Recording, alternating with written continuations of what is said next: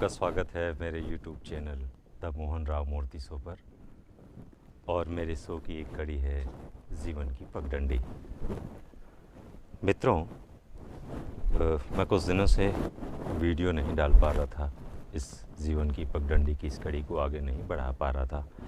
उसका एक कारण भी था कि मैं जब इस कड़ी को आपके साथ पेश करता हूँ तो ना तो आप उसमें कुछ कमेंट्स करते हैं, कुछ तो कहिए, क्योंकि जब हम जीवन की बातें करते हैं और जीवन की बातें दिल से निकलती हैं और दिल की बात दिलों तक पहुंचनी चाहिए। मुझे ऐसा लगता है कि मैं जो कह रहा हूं वो शायद आपके दिल तक नहीं पहुंच रही है, इसीलिए आप इस पर कुछ बातें नहीं कह रहे हैं। मुझे कमेंट्स भी तो कीजिए। अच्छा लग रहा है तो अच्छा लग रहा है, नहीं लग रहा है तो क्यों नहीं लग रहा है, क्यों नहीं लग रहा है। अगर आप मुझसे जुड़ेंगे, हम दोनों एक दूसरे के परिवार के सदस्य बनेंगे, तभी तो हम लोग जीवन की पगडंडी में अपना सुख और दुख बांट पाएंगे। जीवन में बहुत सारे रिश्ते नाते होते हैं। सभी रिश्तों से हटकर एक रिश्ता होता है महाप्रसाद। अब आप कहेंगे कि महाप्रसाद कौन सा रिश्ता हुआ? हमारे यहाँ छत्तीसगढ़ में मित्रता को एक नया आयाम दिया जाता है, उसका नाम होता है महाप्रसाद। जब हमारे यहाँ एक मित्र दूसरे मित्र के साथ महाप्रसाद के साथ जुड़ता है तो ये माना जाता है कि दोनों के रक्त संबंध भले ही अलग हों, लेकिन रक्त संबंध से बढ़कर एक संबंध होता है मित्रता का। मित्रता की जब हम बात करते हैं तो छत्तीसगढ़ में मित्रता की एक नई गाथा लिखी जाती है, महाप्रसाद। महाप्रसाद में दो मित्र होते हैं और दो मित्रों के बीच एक करार होता है। वह करार, कभी भी महाप्रसाद का नाम हम नहीं लेंगे, महाप्रसाद का नाम नहीं लेंगे। एक और ख़ास चीज़, जब दो परिवार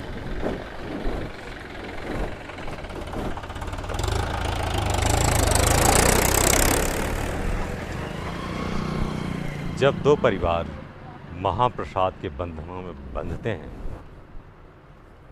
तो ये माना जाता है कि दोनों परिवार की अलग अलग वंशावली होती है और दोनों परिवार एक वंशावली में जुड़ जाते हैं।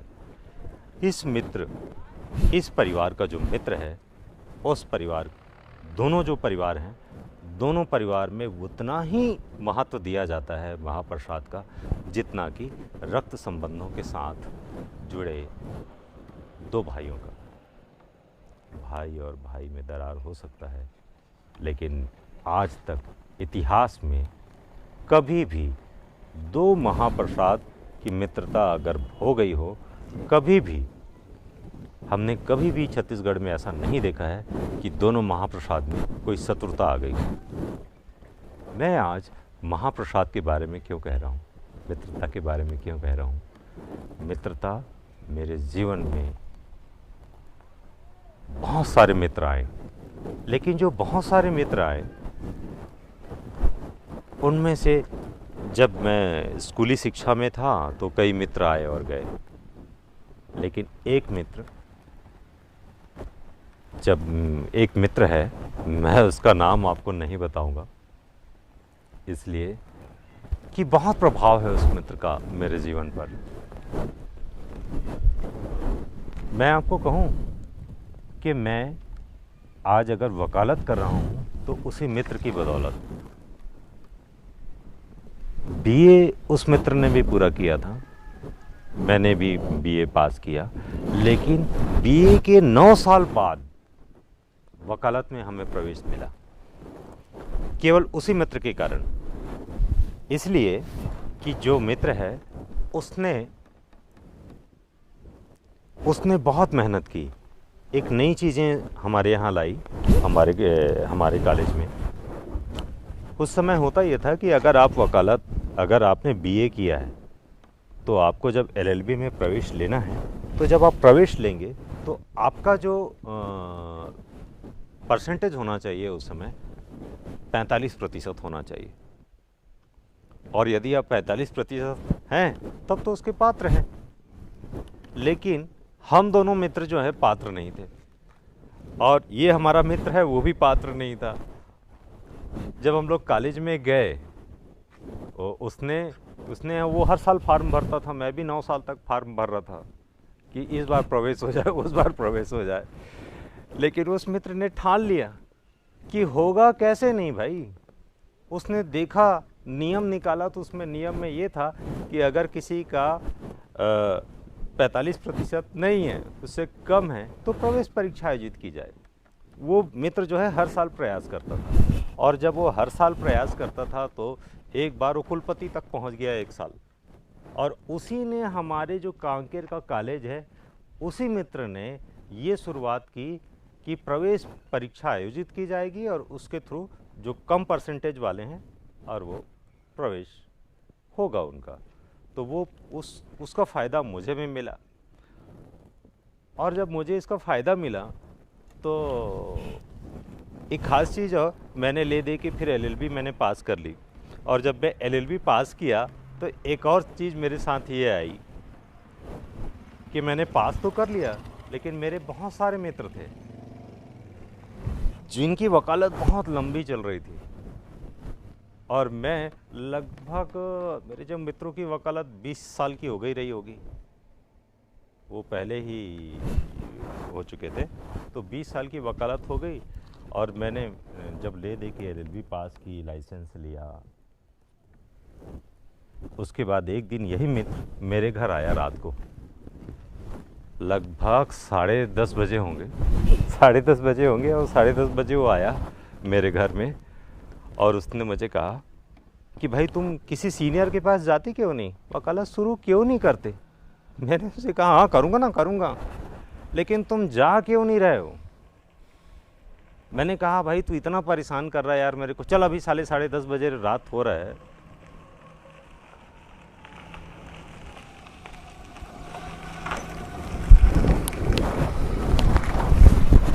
अभी 10:30 बज रहा है रात को, चल किस सीनियर के पास ले जाएगा। और आप यकीन मानेंगे, उसने मुझे तैयार किया और ऐसे सीनियर को चुना, मेरे सीनियर को, जो रात को 12 बजे अपनी ऑफिस पे आते थे 12 बजे से वो वकालत शुरू होती थी उनकी फाइलों की, और मैं तो चल गुस्से में चल दिया उसके साथ। मैंने सोचा कि कौन सीनियर 10:30 बजे रात को होगा कि मुझे घुमा रहा, लेकिन उस दिन वो मुझे ले गया और एक अच्छे सीनियर के पास ले गया, और उस सीनियर से मैंने सीखा भी, और आज जो कुछ भी हूँ वो मेरे गुरु हैं और वो मेरे मित्र हैं जिन्होंने मुझे वहाँ तक पहुँचाया। एक और ख़ास चीज़, आज जब भी वह व्यक्ति मुझे, मेरा मित्र है, वो कहता है कि तू मेरे कारण से वकालत कर रहा है, चल पैर पड़, तो मैं आज भी दंडवत पैर पड़ देता हूँ। वो मजाक में भले कहता है, और मैं कहता हूँ भैया आप ब्राह्मण हो तो यूं ही आप पूजनीय हो मेरे लिए। एक और ख़ास चीज़ उस मित्र की है, मैंने उस मित्र की एक बात नहीं मानी, जिसके कारण मैं 7 महीने बिस्तर पर था। आप यकीन मानेंगे, मैं रायपुर जा रहा था और जिस बस में था उसी समय उसका फ़ोन आया। मैं बोला कहाँ है तू? मैंने कहा मैं रायपुर जा रहा हूँ। तो उसने मुझे कहा कि रुक, मैं भी साथ में जाऊँगा।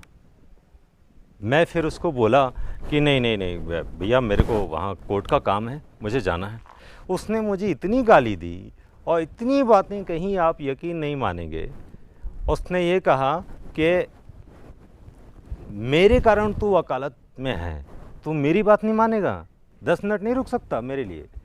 मैंने कहा भैया मुझे मेरे मेरे कोर्ट का टाइम हो रहा है, मुझे जाने दो आप।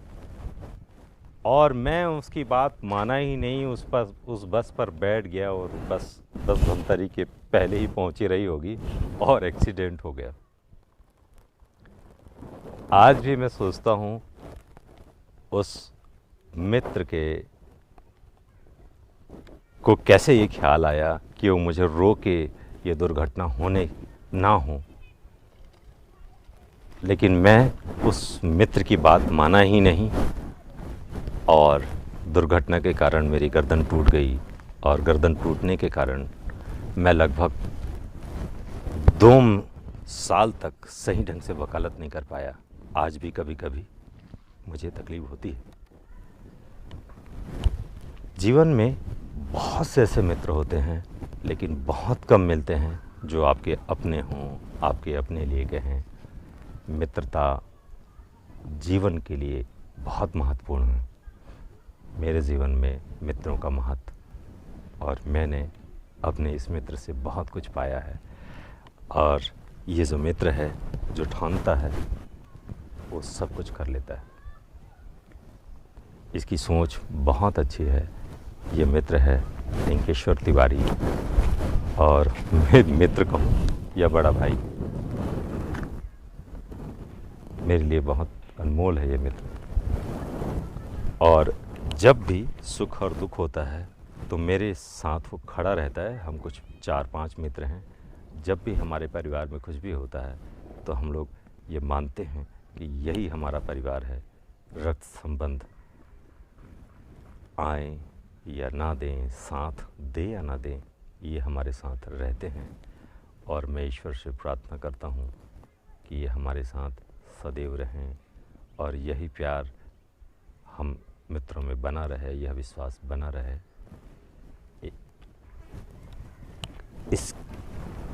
ये जो विषय है, मित्रों का जो विषय है, एक बात मुझे और याद आ रहा है।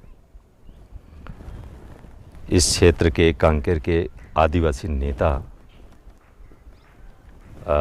श्री अरविंद नेताम जी रहे हैं। वो एक अपने मित्र के मृत्यु संस्कार कार्यक्रम में गए थे और उन्हें 2 शब्द कहने के लिए कहा गया। तो उनको अब उस मित्र के लिए 2 शब्द कहने के लिए कहा गया। तो उन्होंने कहा कि मैं ईश्वर से प्रार्थना करता हूँ कि यह मित्र अगले जन्म में भी मुझे मित्र की तरह ही मिले।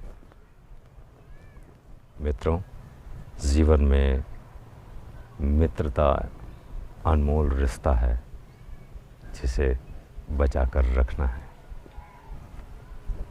आप भी मेरी जीवन की पगडंडी कार्यक्रम की इस कड़ी में अपने मित्रों को खोजिए, और यदि लगता है कि वो मित्र आपके रक्त संबंध से बड़ा है, सचमुच में वह मित्र महाप्रसाद है, तो हम उस महाप्रसाद को इस कार्यक्रम में लेंगे और मित्रता की महत्व हमारे जीवन में कैसे है, क्या है। क्या आपका भी जो कोई मित्र है आपके जीवन को प्रभावित किया है, तो आप भी मेरे इस कार्यक्रम में जीवन की पगडंडी में शेयर करें। हम भी आपके एक मित्र के बारे में बात करेंगे। नमस्कार।